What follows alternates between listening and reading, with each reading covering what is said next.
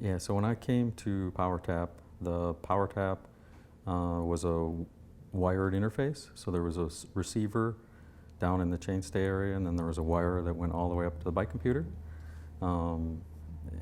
It was the original PowerTap was out and available, and when I came here, the first product I did, or the first design I did, was the SL PowerTap, which was the one that was still wired but had the carbon fiber and metal hub shell. And then shortly after, we took that same platform and made it wireless. So that was kind of my first experience with the PowerTap.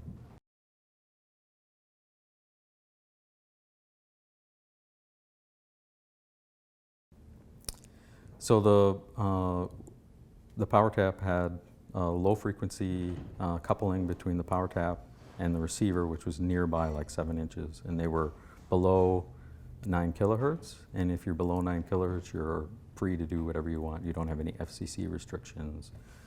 So that's kind of a nice thing to do from that perspective, but you're always limited in range.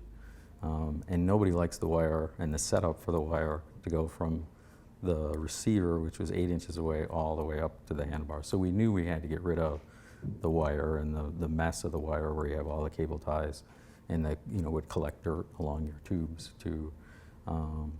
So we had a lot of choices back then. There was no ANT plus technology. So we searched what frequency we wanted to use, whether we wanted to use 400 megahertz or 2.4 gigahertz or 900 megahertz, and each frequency has its advantage. And we actually stumbled upon, luckily, the ANT technology in its infancy, and the real selling point for us was the fact that they had perfected a multi-channel receiver.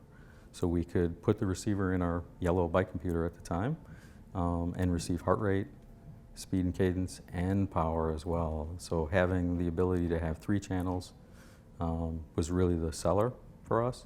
Also, the 2.4 gigahertz technology is nice.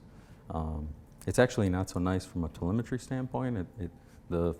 At that frequency, the signal attenuates, which is not less than ideal, but it is widely accepted. From Europe to Japan to the US and Canada, that band, that 2.4 gigahertz band is open to use. So that was really another key decision making.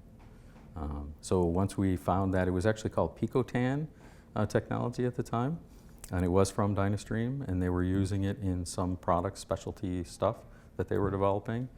So we integrated that in, and right at that time they changed the name from Picotan to ANT, but there was still no ANT Plus.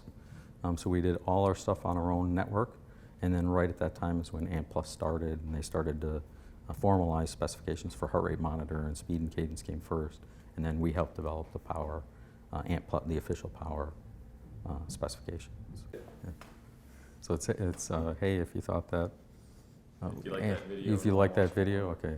So, hey, if you like that video and want to watch more, click above.